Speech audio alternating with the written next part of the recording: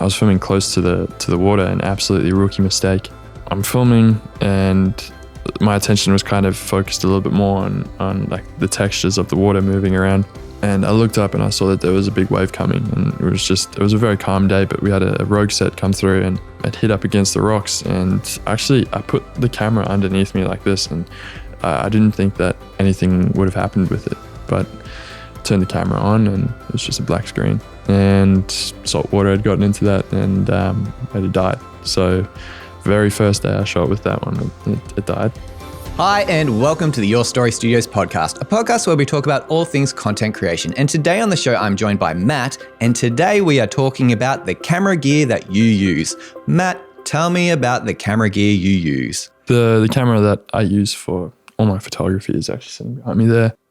It's a Canon EOS R, and I run it probably 90% of the time with a 35mm lens. It's an absolute beast. It's a workhorse. Every single underwater surf photo I've taken has been shot on that exact setup back there, as well as my underwater housing, which is just the Aquatech base. And it works like a dream. It's not necessarily one of the recommended setups, but for me, I've grown to be very comfortable with that as my photography setup for all my travel stuff. It's light, it's nimble, it's incredibly durable, and it's something that I can see something, flick it out and take a photo straight away without, having to worry about menus and working through any other setups and really have to take too much time, because as soon as you've put that camera up and you're ready to take the shot, the shark's gone or whatever it is. I love that camera. It's incredibly fast and I know my way around it like the back of my hand. So it's something that for my photography, I actually don't know if I'll ever change from that. I'll always have that in my gear or my kit arsenal. Yeah, so I know that with people that shoot corporate, they like to use zooms, so like a 24-70 because it's versatile. But you've locked yourself down to the 35mm focal length. Why that focal length? Why not something wider? Why not something tighter? I think for the corporate world, it does make sense. A lot of my stuff is travel, outdoor, and I find it quite hard not to make my work look like it's shot on a GoPro or shot on like incredibly wide angle lens. It doesn't seem, for me, like the wide angle stuff, it doesn't seem real. It doesn't seem like I'm actually looking at it. It looks like something that I'm running away from, or like something that's just too far out of reach. And I don't know, there's something in me that for the travel stuff, again, it almost feels a little bit like it's cheating if you have a zoom lens where you're able to get incredibly close to the action but be on a beach all the way down there. Gear, as important as it actually is, like I know the tools for the jobs you need. I know for some shoots you need, and there's no doubt about that. You need certain pieces of kit for certain shoots, and there's no work around that. But for me, the gear that I'm most comfortable with, and for my shots and what's been able to get me like all of my most dear photos, I'll say, has been that setup, and it's been a setup that I'm able to actually move myself closer to the action or move myself further away from the action, wherever I kind of see as true to my eye as possible. Yeah, great. And when you're editing in post, do you find yourself cropping in if you're a little bit too far away, or do you just find that you just get it right in camera? I think like I try to never really edit my photos too much. I don't necessarily love cropping into my work. Again, like I like physically moving myself closer, or if it's swimming closer to a surfer or a whale or anything like that. Like I like to be a lot closer to the action, actually just living the experience as well. So seeing the moment, and then I'll take a photo, I'll put it down, and I'll watch whatever happen. I think that's a really important tip. Yeah, it's something that I think a lot of people forget. Yeah, like you can take the photo, but like it's also important to just put the camera down. Yeah, and just experience it as well. Exactly.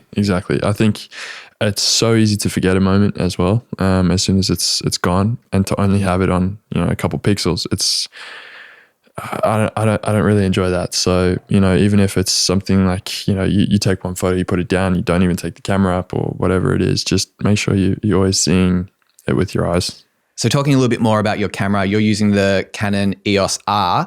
Talk me through your experience using that camera.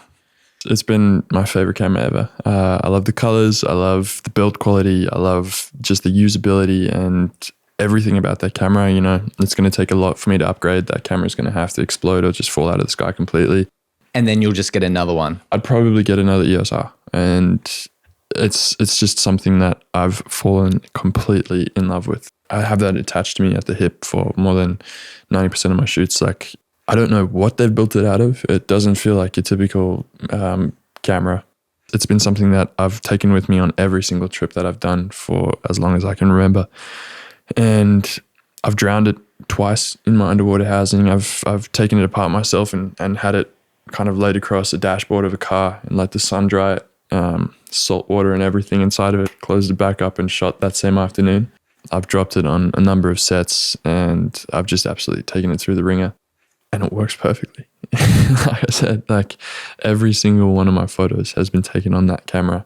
People, they ask me what camera, what lenses, everything like that. And I say, you can get this one secondhand for, as much as you can buy half a lens for nowadays. So it's a camera that I love, and it's a camera that I recommend everybody find your own piece of equipment that you love and you're familiar with. But if there's a beginner out there and they're looking for a camera and a camera setup and something that is reliable and durable, I'd recommend that EOS R 35mm setup. It's affordable. It's incredibly, incredibly durable, like I said. And it's something that will make you fall in love with your photography without a doubt. Great. So Canon EOS R, highly recommended. I recommend it 5 stars. Awesome. All right. So moving on from photography now to videography, talk me through the camera gear that you use for that. Switching brands here. I actually don't shoot any of my videos on a Canon at all. I've shifted over to doing a lot of my video work on Sonys, especially the Sony a7SIII. So all my personal work is shot on an S3 and a range of G Master lenses. I've played a little bit with anamorphic lenses, and I love the look of them. I love how they aren't necessarily kind of as sharp as GM series, the GM series. Because the anamorphics have character. Exactly, but like the downside of it is a lot of them are manual lenses. So kind of in more prep for future projects that I'm working on, I have actually turned the autofocus off of my GM series lenses, and all I'm doing is just manually focusing. And for the videos as well, I'll use an external monitor, and then I just put the focus bracket, the focus lines on the monitor, and I'm using the Atmos Ninja 5.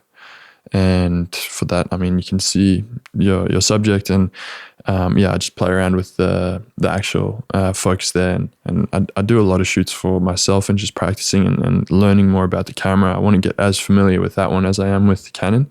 So I'll take my dog for a walk and I'll take the camera with me and I'll just try and shoot something, or I'll go for a swim and I'll take the camera with me and I'll try and film a wave in a different way that I haven't filmed before, just kind of getting the variety into these shoots and kind of not just waking up, shooting for a client, going to bed, packing up my gear. I want to be able to use all my gear in any environment possible, whether it may be kind of a more corporate set or it may be a personal shoot. So I've found for me that the lightest and kind of most nimble setup that I can have for my style of videos when I'm shooting for myself is the a7S III, and I'd probably just rock with having 2 lenses. I would have a zoom for the video, and then I would also have just like a 24-70. It's an amazing camera as well. The colors out of that are ridiculous, and the capability of that camera is phenomenal, especially for it being incredibly compact and small. Yeah, you've kind of already answered this question, but I'll prompt you a little bit more.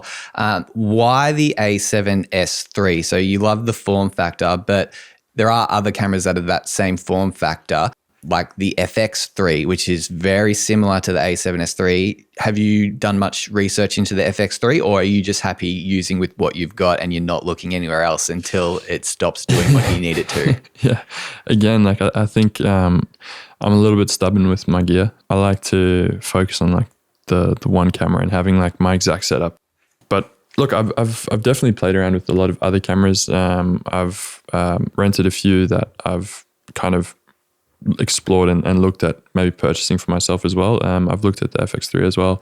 Again, I prefer like the button layout, and I prefer kind of the way that I can hold the a7S III and how it feels in my hand.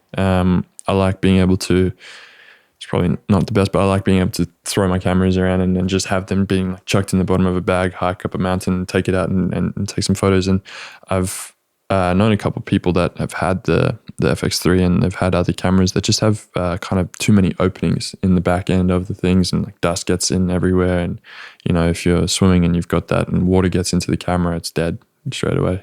Yeah, and the FX3 has a fan as well. So that could be, it's a good thing for some people for overheating, but the a7S III doesn't really overheat. So. Exactly, yeah. However, like I was pretty unlucky with the very first time that I'd bought the a7S III. The first shoot that I took out was one of these personal shoots, and I was out with one of my friends, and we were at the beach, and we were just making some videos, testing, and I was just getting familiar with the camera. It was nothing serious, and I was filming close to the water, and absolutely rookie mistake. I'm filming, and my attention was kind of focused a little bit more on like the textures of the water moving around. And I looked up and I saw that there was a big wave coming, and it was a very calm day, but we had a rogue set come through and it hit up against the rocks. And actually I put the camera underneath me like this, and I didn't think that anything would have happened with it, but I turned the camera on and it was just a black screen. And I turned it off and I turned it back on. It was a black screen, and I was like, what's happening? Yeah, like it barely got wet. I was a little bit shocked, and then I took the battery out and I put it back in, and the camera just wouldn't turn on. And salt water had gotten into that, and it had died. So very first day I shot with that one, it died, which wasn't a good start. And I thought about just shifting completely back to Canon. Get another EOS R. Yeah, well, you know, the thing is that EOS R, the video on that isn't great. I'd prefer Canon for its photos and its photo color, and I prefer Sony for its video. And I think Sony videos are just way better than Canon, in my personal opinion. You're allowed to have that opinion. Yeah. I shoot all Sony as well, so I like the look. But I do know some people do like the Canon look. Yeah, no, I think the Canon look for video, and honestly, like you can manipulate and post like any video to look however you want it to look. But I do just like, there's something about like the Sony video that is like, it's quite soft, but it's still at the same time it remains sharp, and the autofocus is incredible on the Sonys, and just the ease of use for a Sony for video purposes is, for me, it's so great. You can just put it up on a tripod or hold it or whatever it is, and you're ready to go. Great. You've got some projects coming up, particularly one in the States where you're flying over from Melbourne, Australia. Are you taking gear over for this project, or are you going to be getting gear on the ground when you get there? Sure, yes. And can you talk us through this project as well? Because I'm being mysterious right now, not saying what it is. I'll let you tell us a little bit more. Yeah, no. So we're heading over to shoot this project in a few days now. And it's something that I have kind of been racking my brain about gear, and I've been very kind of cautious about taking both too much and too little gear. Everybody that I've spoken to, I've reached out to other filmmakers that have filmed the race that we're doing, and the most recommended thing is just to take more batteries than you have and take more again after that. You're filming for essentially 40 hours nonstop, and I'm also trying to shoot a documentary in between that. So I'm wanting pieces where I can have the boys sit down and do a direct piece to camera. And with that, I mean, obviously you need the right mic and the right kind of blocking out to get the right lighting. So like the neg sheet and stuff like that, or any other reflectors, I'll probably just have on hand when we're there. And it's going to have to be a bit more of a run and gun setup for the race aspect of things. But for the most part, I'll probably shoot this as well on the a7S III, and then we'll double down on that. We might get two. And then I will change up the lenses. I'll incorporate an anamorphic for this one. One of the, it's called like the Blazer Remus. I'll shoot in one of those. Is that an autofocus? They've got an autofocus out now, but you're using the manual. Yeah, yep. Yeah. So I've enjoyed that. I've shot on that once or twice before, and the look of it is incredible. I love how it kind of softens out the edges and almost spreads the image to be more grand and more of like this incredible like movie film look. And you're trying not to say cinematic right now, aren't you? I just hate when people say it makes your video cinematic. But yeah, it does give your videos a lot more of a cinematic feel. And you know, I mean, as overset as that is, I think like that setup and an anamorphic lens will make your videos look more cinematic. You can film a potato and it will make it look cinematic. So I'm really excited to get my hands back on one of those, and other than that, I mean, we'll probably just stick to like a different array of GM lenses. What kind? Would they be primes or zooms? Yeah, no. So I'll probably have the 24-70 on hand, and then I'd need something kind of to the tune of like a 400 mil, just so we can. We'll be running through the desert, and I'm wanting to make sure that we get like that mirage on the floor of the desert. You know, the sun coming up, the guys running underneath the sun. You know, we'll potentially be there for like a moonrise. So I want to be able to see the full moon coming up and like an athlete running underneath the moon. Shots like that have been something that we've actually been looking at and planning around weather-wise and kind of pattern-wise, timing-wise, to see if we're going to be able to actually get those shots. When we're there, it's going to be incredibly tough and harsh and go. We're not going to be able to say to the athlete, oh, hey, can you just go back there and do that for us again? Because then you're getting in the way, and it's not really a documentary. Now it's a short film or a feature film. Exactly. And so we essentially just shooting this kind of as flies on the wall. And we are trying to incorporate it to be more of like this buddy film. I don't want it to be a serious, sad story. I don't want it to be something that's just purely about the athletic side of this feat. We are going there and we've built out a team of about like 8 or 9 people that are actually running. And then we've got a bunch of sport crew. So I think the total team is about 12 people that are doing this run.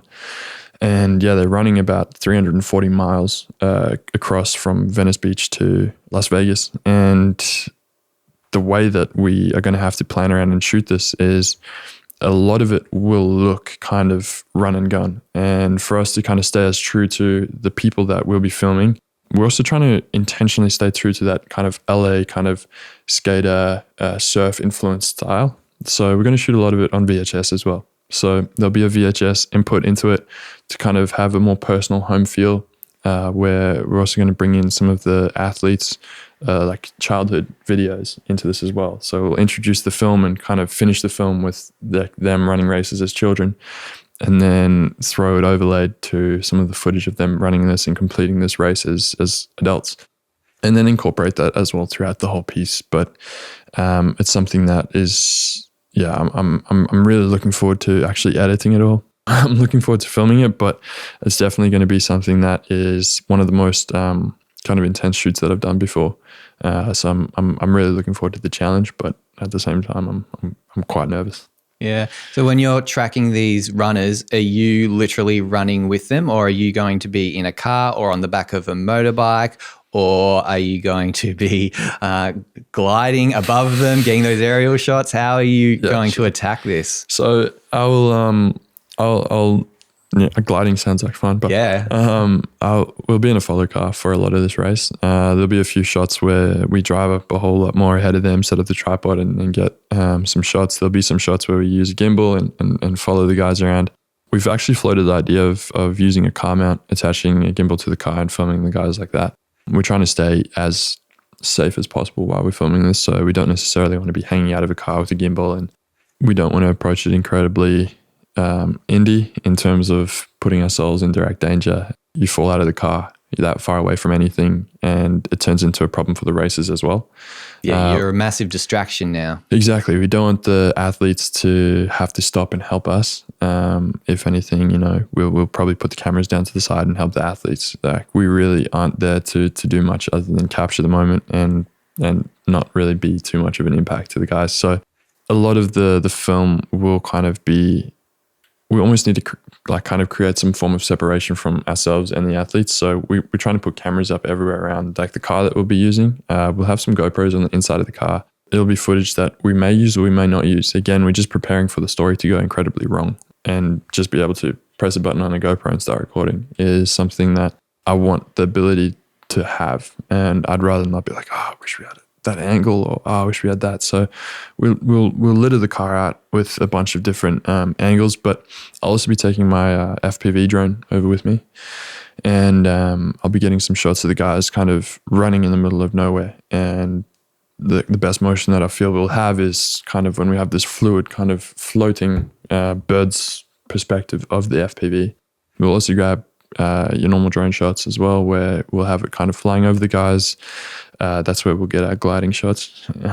But yeah, for the most part, we'll be in the car and kind of gimbaled out and static shots on the tripod.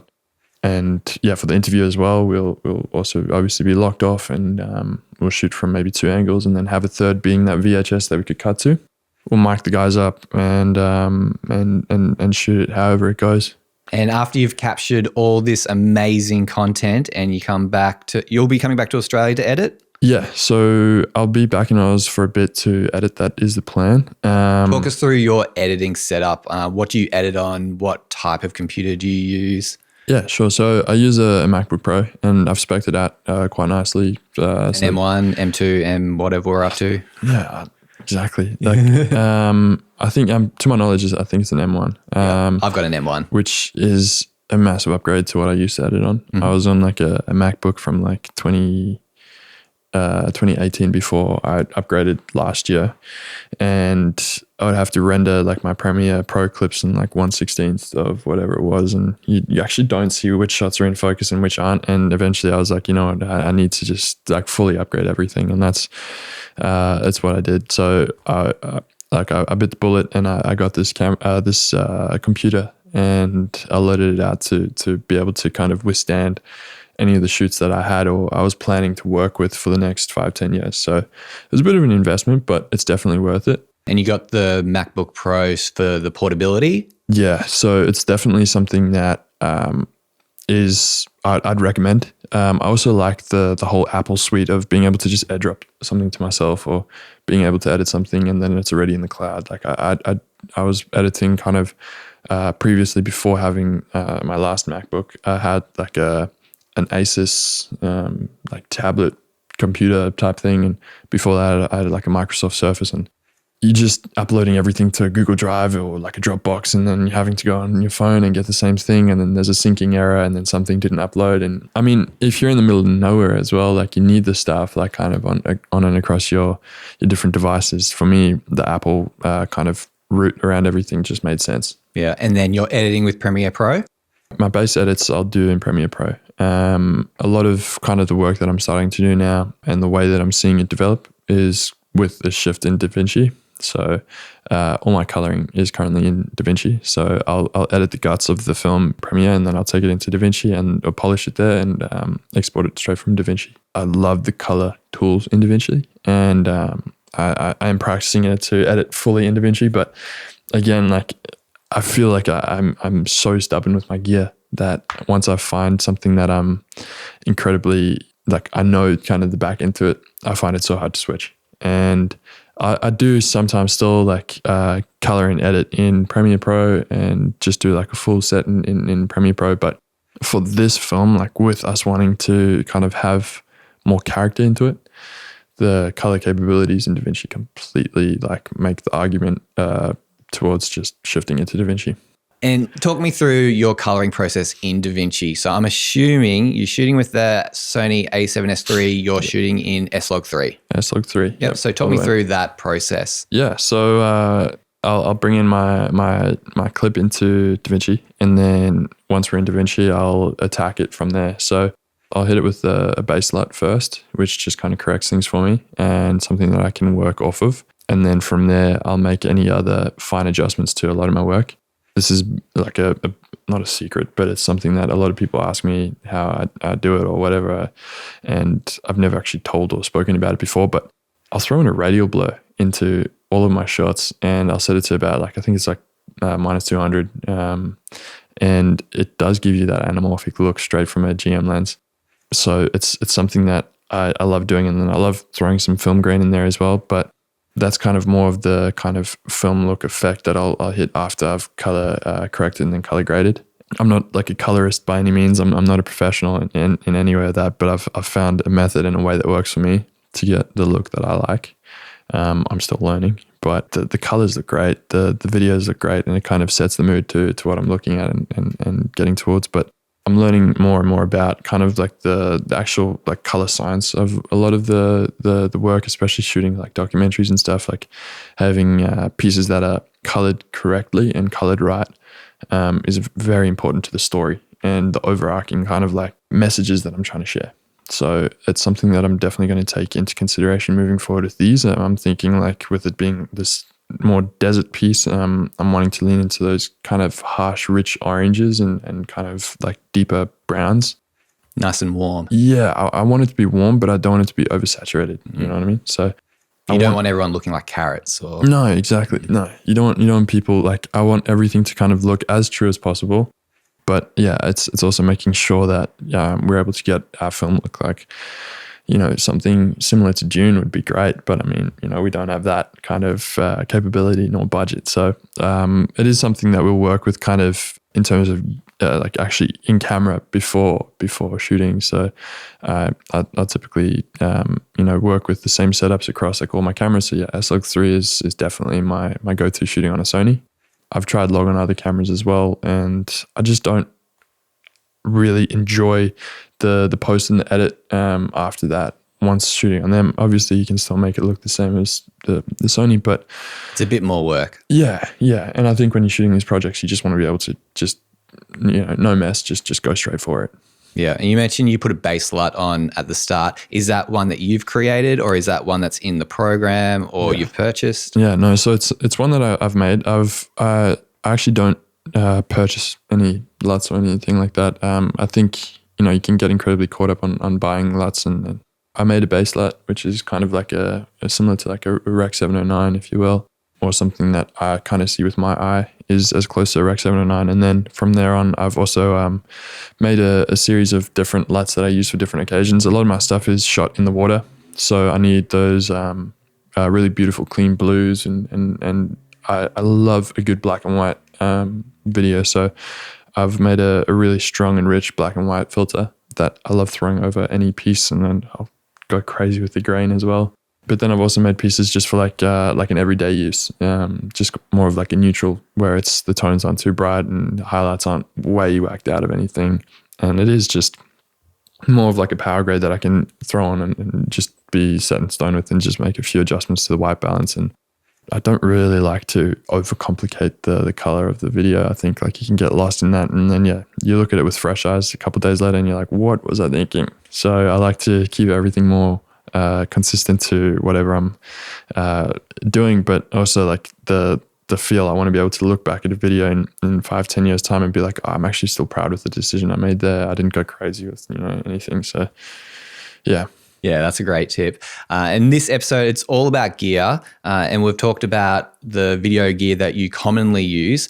But as we know, as video professionals, we need to use the right tool for the job. So 100%. What other tools do you use for other projects that you work on? Yeah, for sure. So, I mean, I would actually say and I would argue the actual body of the camera isn't all that important unless you're shooting something incredibly slow-mo or whatever. But I would say the most important thing that you need is good lighting. And on a lot of the projects that we use, we'll work with the gaffer directly, because we understand they maybe put you out a little bit on the shoot, but they are incredibly important. They have the right know-how. They're skilled professionals, and they are essential in a lot of the bigger kind of more commercial shoots that we've done. And they'll bring all their lighting and have everything set up for you. And it's just also, it's another person that you get to work with, and it really engages that collaborative spirit of it again. I would argue again, the most important thing on your set is lighting. Obviously your camera first, lighting second. And then for me as well, it's quite harsh knowing like what you would choose over good lighting or good sound. But yeah, I don't know. So I think today I'll just say it's good lighting, but ask me tomorrow, it might be good sound. In a perfect world, you have a great camera setup, a good lighting setup, and good sound. But when you're on the run and you're on these shoots, you kind of have to prioritize one over the other. I'd probably go for good lighting, making sure the picture looks great, and then sound comes in third place. But all the audio people are cringing. Yeah, sorry guys. And we've got great lighting. Yeah. What kind of camera are you using on different types of projects that might be a little bit more high end and need something different to something that looks like a photo camera, like the a7S3? I like the FX6. I really enjoy shooting on that. We've shot a couple projects recently with that, and it does give you a really beautiful, clean, commercial looking piece. I think it's also incredibly quality. You can crop in, you can shoot wide and crop in for socials with, very little quality loss. I do like the form factor of that as well. It looks very professional as well for clients on set. I think a lot of people, they might dismiss that, but it is important to make sure like all your gear is actually like looking as professional as possible. I think like a lot of people call that the little matte box on top of the camera the moneymaker, and it's true. Like if you've got your gear there and everything's set up, the client's expectations are, everybody's like, okay, they'll treat you with a whole lot more respect. People will, kind of step back a bit and let you do what you do. You rock up on a set with just your a7SIII and nothing else, you kind of scoff that, and they think you're taking photos. Yeah, and they might be a little bit worried. They might think, oh my gosh, like how are we going to get this massive commercial shot on this tiny camera? They're charging how much? Exactly. So I do believe though that like it is a lot to do with the actual shooter's skills. I think you can get like very similar looks across different cameras, but for a bigger shoot, I would much rather rely on something like the FX6. Yeah, great. And the other cameras that you use outside of Sony? For video, like we try and stick as true to Sony as possible. I've played around with REDs before, and I love shooting, especially water, and I love like slowing things down with the RED. Surf is incredibly fun to film with the RED. I've had some challenges filming with the RED and kind of manually focusing on a certain few things, but it's something, again, I suppose like we'll just develop moving forward. Yeah, hopefully it only gets better and better. Which version of the RED are you using? I was shooting on a Komodo for a bit, and it's just the portability and the usability of it. It was really great. It fits in the water housing unit. Yeah, well, I actually wasn't shooting in the water for this, so this was out of the water. I'd love to get my hands on something and be able to shoot a RED in the water, but I think nobody's crazy enough to just give somebody a RED and give them a water housing and go for it, unless like we find somebody that is willing. But yeah, let us know in the comments. Yeah, please. But yeah, I'd love to do it. But yeah, to my knowledge, I think you have to custom build like a RED housing, and that's very pricey. So a lot of like my surf stuff and video in the surf kind of space has also been shot on the a7SIII. I've got a Sea Frogs housing for that one. I'll put the 24-70 in there, and I'll actually use an ND filter, which a lot of people said don't, and I'll stack that ND filter with a CPL. So it actually gives you like a kind of a better look of the wave. So yes, you kind of see a bit of a vignette in the corner because you've stacked the lens, but you get a clearer wave, if you know what I mean. Like you get the wave kind of coming through and looking quite beautiful. And that's just the way that I've tested and played with it over the last few years. And it's how I've achieved kind of my look. So again, it's probably not recommended, but like, it's how I found it works for me. And yeah, I love shooting that way. Do you find that you like the vignette look? Is that a problem for you?